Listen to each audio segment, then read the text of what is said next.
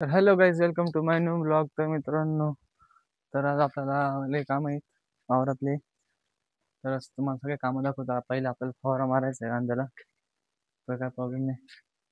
तर आपण फवारा कोणत्या पंपाने मारणार आहे तुम्हाला दाखवतो. तर आपल्याकडं एक चार्जिंगचा पंप आणि पेट्रोलचा पंप दोन्ही अवेलेबल आहे. तर आपण आता पेट्रोल पंपाने मारणार आहे, तुम्ही बघू शकता. हा जो पंप आहे तो त्या पंपाने आपण फवारा मारणार आहेत कांद्याला. तर मित्रांनो, आता आपण पंप घेऊन वावरात चालले. सकाळचा टाइम आहे आणि ऊन पण एवढे सांगू शकत नाही. इथं आपली तसं पण नाही, आपण टकली केली. घाम पण एवढा आलाय का विषयच नाही. इकडे बघू शकतो तुम्ही पेट्रोल पंप.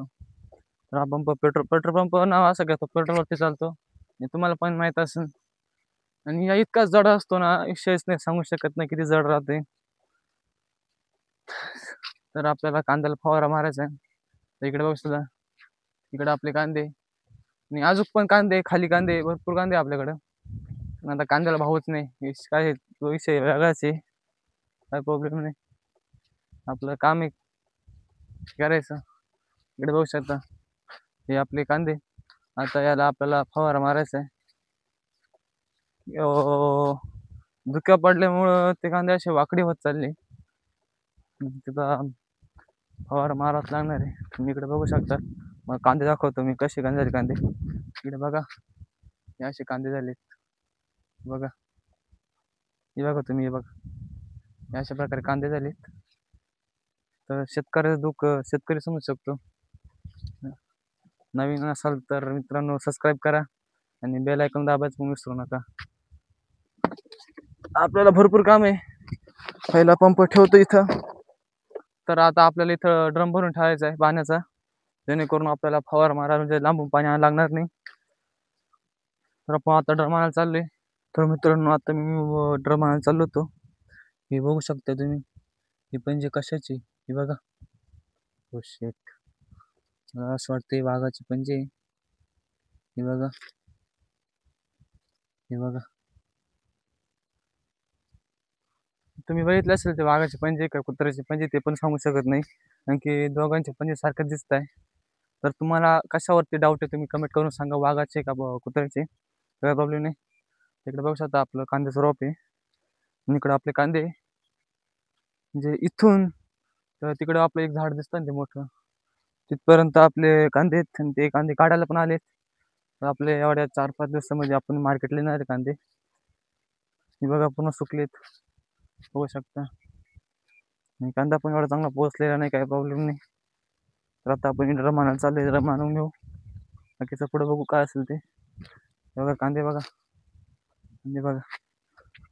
कांद्याला पण भाव नाही, काय करू शकतो एक शेतकरी म्हणून. शेतकरी आपण काय बोलू शकत नाही, जसं आहे तसं ते सहन करून घेतो.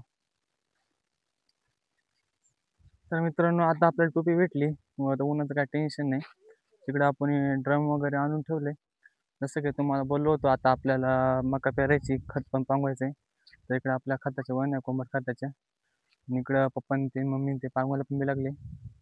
तर आता आपण पण खत पांगवायला बी लागणार आहेत. तर तुम्हाला ट्रॅक्टरवाला दाखवतो. मका पेरायची ती आपली. आता खत पांगून घेतो आपल्या वावरात, कोंबड खत. तर चला. तर फायनल मित्रांनो, आता खत पांगून झालं आपलं आणि वावरात ट्रॅक्टर आला, तुम्ही बघू शकता. छोटा जीवाचा ट्रॅक्टर आहे. इकडं मका पेरायचं मशीन आहे आणि महिंद्रा जीवाचा ट्रॅक्टर आहे 305, तुम्ही बघू शकता. आणि आता आपण वावरात मका पेरणार आहे, तुम्हाला दाखवतो. तर इकडं मका पेरायचं काम चालू झालंय, बघू शकता ट्रॅक्टर, बघा.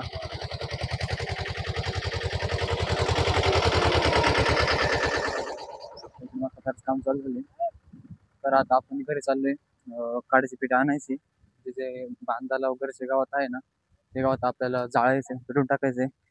मग ते पण जे पुन्हा उगायचं नाही आपल्या वावरामध्ये. आपण घरी जाऊन काडीची पिठी घेऊन येऊ. तर चला. तर मित्रांनो, तुम्हाला एक अशी एक गोष्ट सांगायची. तर आपल्याकडे एक रस्ता आहे ना आपल्या घराकिनारा, त्या रस्त्याच्या म्हणजे बघ कसं गावात उगले, एकूण एक साईड नकून एक साईड आणि मध्येच गावात, तुम्ही बघू शकता. इकडं पण हे बघा, म्हणजे असा रोड तुम्हाला कुठं पाहायला भेटणार पण नाही, तसा रोड आपल्याकडे सांगू शकत नाही. रोडच्या मध्ये गावात उगले म्हणजे विचार करा ना तुम्ही. तर चला, काय प्रॉब्लेम नाही. इकडं पाऊस फुटलेला आहे, इकडं बघा. इकडं ऊन पडलंय आणि इकडच्या साईडनं पाऊस फुटलाय. म्हणजे बारीक बारीक थेंब पडून राहिले पावसाचे. इकडं पाऊस फुटलाय. इकडं लगेच बाबांचं त्यांचं कामावरच काम चाललेलं आहे. आणि आपलं पण पटकन मका पेरून घेणार आहे आपली. म्हणजे परत पाऊस झाला तर परत आपल्याला 4-5 दिवस वावरामध्ये ट्रॅक्टर घालता येणार नाही. तर आपण पटकन गाडीची पेटी घेऊन जाऊ, वावरात जाऊ, गावात पण पेटी टाकू. जे ओलं झालं तर गवत जर ओलं झालं तर पेटवता येणार नाही. तर चला. तर मित्रांनो, आपला ब्लॉग भरपूर मोठा होणार आहे. तर आपले ब्लॉग जे आहेत ते पार्टमध्ये येतील. 1, 2 किंवा 3 पार्ट पडणार आहेत. तर पार्टमध्ये ब्लॉग येणार आहेत. कारण की एवढा मोठा ब्लॉग एक सोबत टाकणं मुश्किल आहे. आणि आपले ब्लॉग पार्टमध्ये पडणार आहेत. तर बघा, काय प्रॉब्लेम नाही. आणि मित्रांनो, सबस्क्राईब बटन नक्की दाबा आणि खालचं बेल आयकॉन बटन पण दाबून द्या. तर धन्यवाद.